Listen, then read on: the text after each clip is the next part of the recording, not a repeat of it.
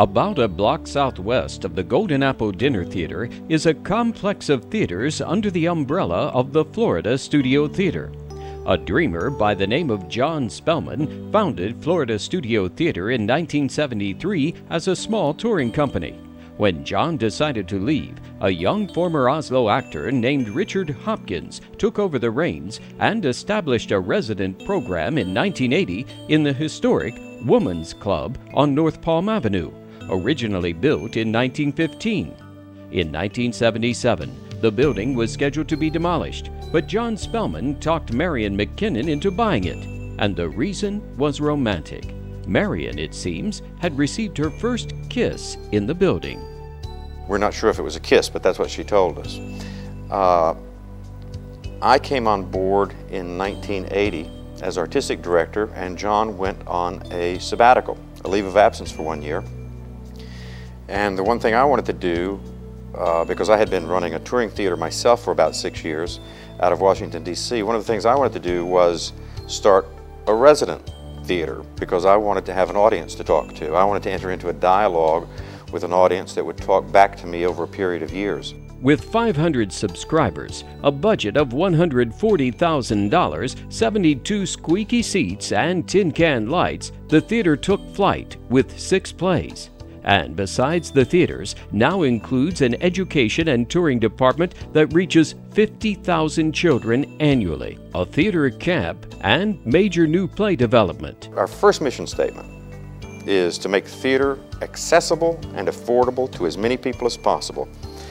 And that means reaching out to children, reaching out to the elderly audiences, reaching out to young audiences, and doing so at a price they can afford. Florida Studio Theater has some of the lowest prices in the country. Florida Studio Theater produces world premieres and contemporary works which have been produced on or off Broadway within the last 5 years. By focusing on the works of contemporary writers, Florida Studio Theater has been able to offer plays to its audiences that are not normally produced by other area theaters. A perfect example is the 2005 season presentation of Metamorphosis, based on the myths of Ovid, in which the entire stage became a pool of water. He went out walking, and with every step the gravel under his feet turned to golden nuggets. Delighted, he put his hand to branches of trees and to flowers, and he had gold branches and flowers.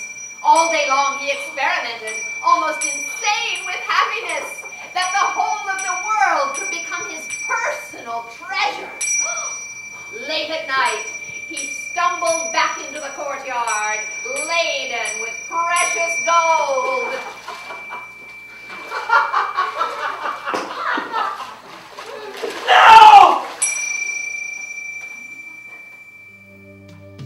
Florida Studio Theater is comprised of 5 main programs: touring, which takes place in the schools, education, new play development, Keating Main Stage, and Cabaret Club. And the whole idea has remained the same, and that is we're finding new audiences of people who frequently do not go to the theater or normally may not go to the theater.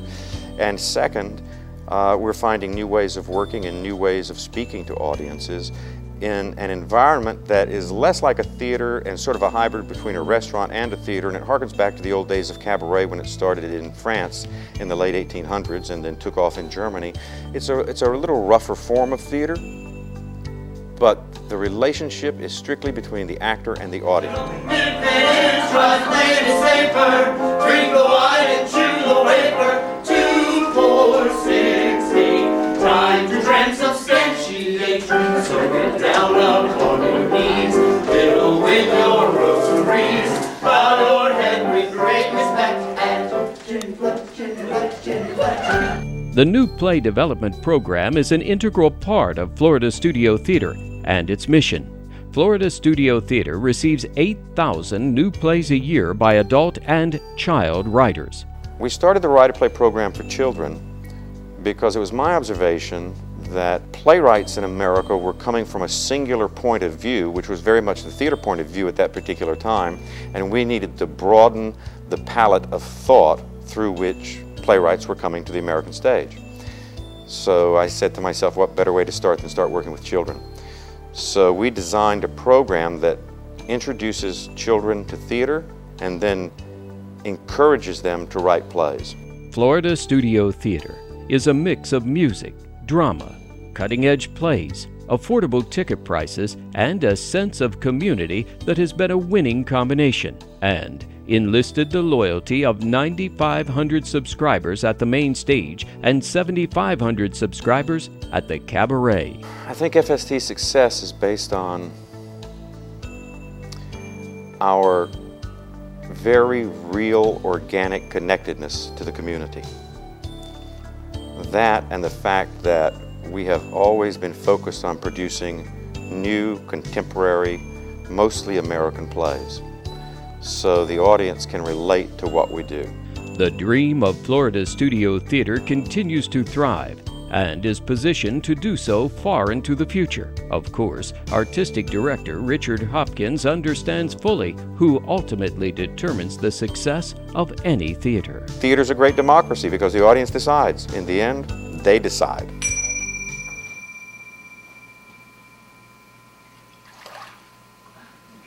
Florida Studio Theater's newest edition, a block away on 1st Street, is Stage 3, or the Gompertz Theater.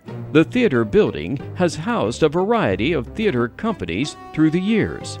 Originally built as the Park 7th Movie House during the land boom of the 1920s, it became a victim of the collapse of the boom and by the 1930s was closed. It remained vacant until 1949, when it reopened as a movie house. In 1950, a dreamer named Stuart Lancaster, son of Hester Ringling Lancaster and grandson of Charles and Edith Ringling, realized a long-standing dream to bring professional equity theater to Sarasota when he established the Palm Tree Playhouse.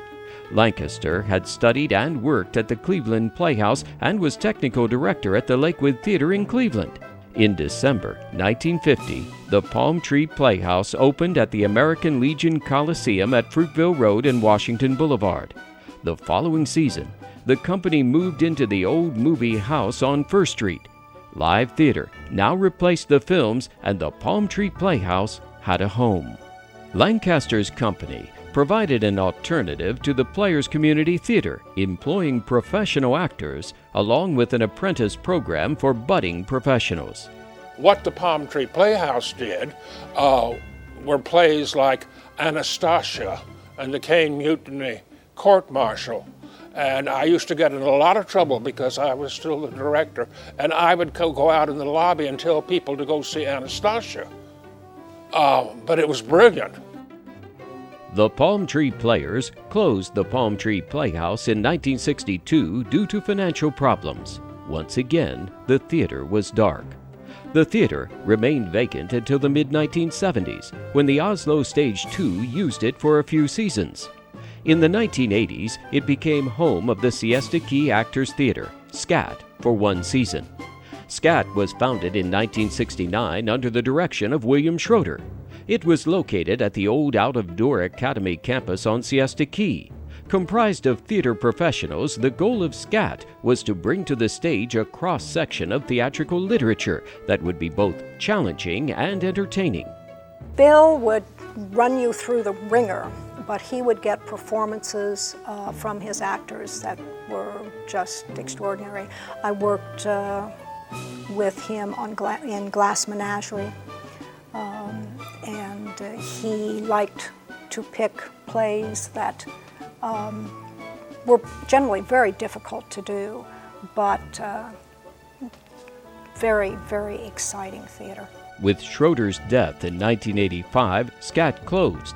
However, his legacy would soon continue when a handful of professional actors, directors, technicians, and theater enthusiasts, including Jack Taylor, Patty O'Berg, and artistic director Peter Ivanoff, began a theater company called Theater Works, which would call the theater home until 2003. Some of us had worked together at the Siesta Key Actors Theater with Bill Schroeder. To do theater as Bill had done theater was one of the reasons we wanted to start Theater Works. We found the old Palm Tree Playhouse, which had been used before by SCAT, the Siesta Key Actors Theater, but it was empty at the time, and we negotiated and took a lease for a year. It was a black box There's nothing in it. So we had to build a stage, build the risers, put in seats, put in lighting, dressing rooms, office, box office. Opening in October 1985, their first show, Elephant Man, was an instant success.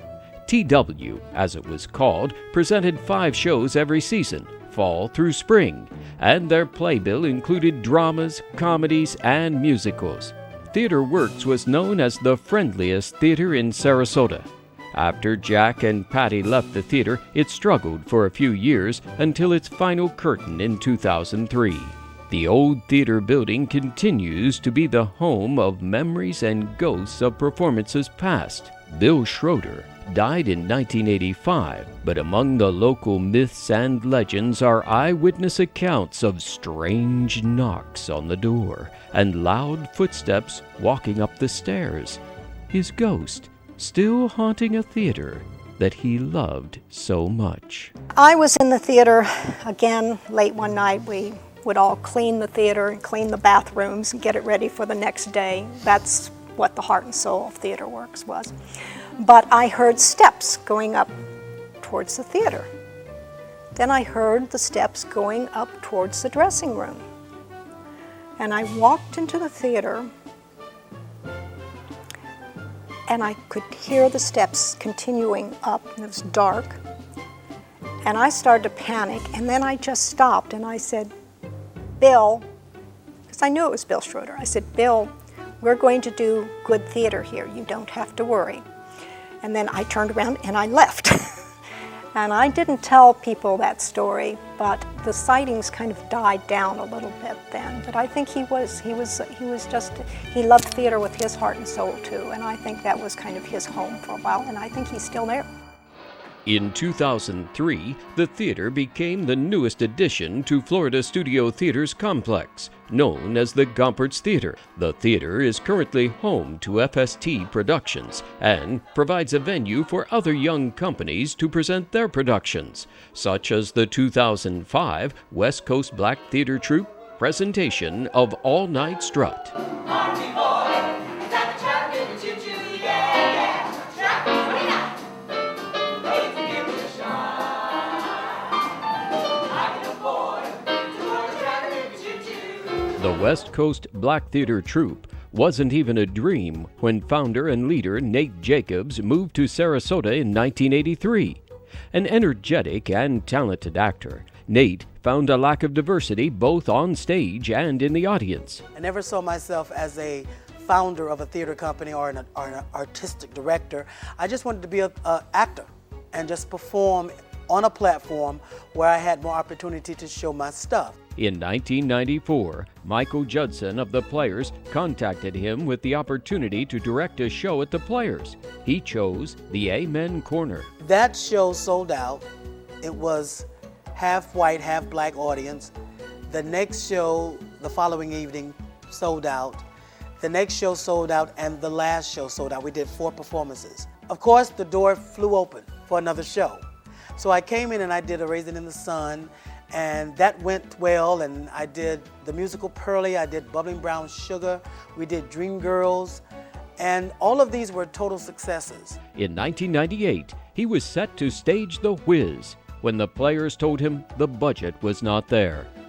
Still, he continued to have a sense that the black community and performers needed their own venue. His dream was to make that happen. Nate contacted Howard Millman about doing summer shows at the Oslo. While Howard was sympathetic to his cause, he had no budget to add a summer season. He did offer Nate an opportunity to perform with the Oslo Company, which Nate accepted. While performing with the Oslo Theater Company, he had a revelation. And while I was sitting backstage, because I always played a servant or a slave or whatever in the plays, I was sitting backstage most of the show looking at the monitor, and I said to myself, it's not going to change until you make the change happen. In 1999, he hired a lawyer, incorporated, and convinced the Sarasota Arts Council to assist him in obtaining a nonprofit status. And here I had this incorporation paper and this tax exemption letter, and I was like, okay, where do I go from here? I got a call one day, and a company that was across the street here, across the street from Florida Studio, called Theater Works, called me in and said, we hear you just formed a theater company and wanted to know if you wanted to come in on Sunday and Monday nights to debut your company. And I accepted the opportunity without any actors involved in the company at all, without a show. So I said, well, we have to put something together. Went to New York on a trip, and I went to Schoenbaum Library there, the museum, and went up to the library, got information on the Cotton Club, and wrote an original cabaret called Cotton Club Cabaret. And we debuted Sunday and Monday nights at TheaterWorks, and it just took off, became a total success. It was only to run 2 weekends, and it was held over 4 times because it started selling out every show, and the community just was abuzz about the company. With the show's success, they were invited to come back the following year. Again, the shows were well received, and Nate knew the time had come. A board was created, and they applied for and received a grant from the Arts Council. And in 2003, a theater company was born. And then we initiated our first subscription season, which was very exciting for me. And we were legitimately a theater company, I felt, and presented 4 shows. That year we did Langston Hughes' Black Nativity, Ain't Misbehavin', 5 Guys Named Mo, and Spunk, Zora Neale Hurston's Spunk. They're really very special. They're like a shining little, gem in this town. In a town with a lot of talent and a lot of good theater going on. It's just special. It's important because there's a large black population here. It seems, I'm no expert on Sarasota, I haven't been here long enough, but it seems like there's a substantial population of color here. And so to have them represented in that way, artistically and on stage, it's got to be important, and it is. I think it's something that the black community can be very, very proud of, that Sarasota in general should be very proud of. The addition of the West Coast Black Theater Troupe adds a level of diversity to theater offerings previously unavailable in the area. They're providing a venue for performers and an alternative for audiences. They are learning that people really welcome change. They welcome diversity. It makes it all even more so, even more interesting, even more cutting edge for our communities.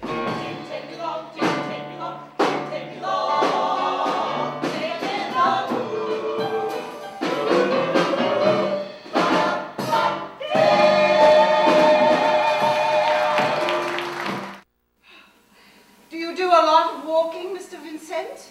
Yes. Do you walk to work? Oh, no. It may be once or twice at the end of When the Jerry and Terry Finn arrived in Sarasota in 1999, they were disappointed that the curtain closed on the theater season during the summer. I decided that I would take a shot at producing live theater in the summertime. Jerry also felt that the other theaters in town weren't doing the kinds of plays he most enjoys. Those that offered challenging thoughts, emotional responses, plays that would influence his thinking. Agreement by local actors pushed Jerry into making the decision to open the Banyan Theater in 2002. I got a lot of cooperation from some of the professional actors, particularly at the Oslo Theater Company, who, by the way, were unemployed during the summer and welcomed the opportunity to make some money and come off unemployment. The first summer, the fledgling group did Betrayal and Don Juan in Hell, 10 performances of each show. The response was so good that the Finns started putting in a combined 130 hours a week into running the theater, and thousands of their own dollars into the budget during the theater's first 2 years. Knowing that ticket sales cover only 50% of the costs, the Banyan became a 501c3 in 2003 and formed the new Banyan Founders Society for contributors of $1,000 or more. The plays have been staged in the Sainer Pavilion at New College and the Oslo's Cook Theater. I was really, I shouldn't say surprised, but heartwarmed by the reception we got from the community in the summertime, particularly because our goal was to produce plays of what we called great literary merit. it's kind of stuffy, but I haven't been able to figure out another way to describe it. Banyon's 2005 season will find its home in the new Glenridge Performing Arts Center in Palmer Ranch. What can future audiences expect to find there? Not song or dance or comedy, says Jerry. It's serious theater, and so you've got to be willing to bring that to the theater with you. We promise you that if you do, that you'll take something away with you, something to talk about, something to think about, something perhaps to learn from, and maybe even to change because of. Finish your drawing, Mr. Plowman? Mm-hmm. Well, can't we see it? No, not now. Why not now? I think that Sam is embarrassed to show it in my presence. Why should that put him off? My fellow lodger earns his living in the dubious trade of turning paintings into commodities. In fact, I don't sell paintings. In Holland, I did. I was salesman of the year in Holland. Here in London, I sell etchings, lithographs, and photogravure reproductions. Since 1930, the Dreamers have been performing their magic in Sarasota wherever they could find an audience. The education programs of Florida Studio Theater, the Oslo, the Players, and Sarasota's Visual and Performing Arts program at Booker High School are training young thespians who will, no doubt, answer the call of the grease paint and footlights in the future. The foundation laid by those talented, relentless directors, producers, actors, and angels past and present who dared to follow their dreams has guaranteed a rich and diverse theater experience for Sarasota audiences and those who believe in magic long into the future.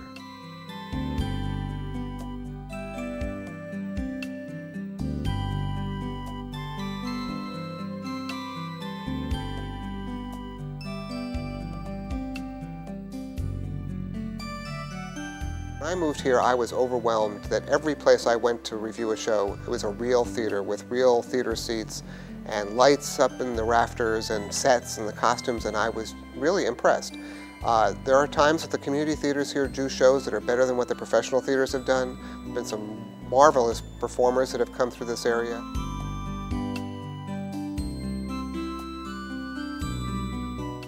Theater has put Sarasota on the map. We would not be living in the town we are now living in if it were not for theater. I believe that with all my heart.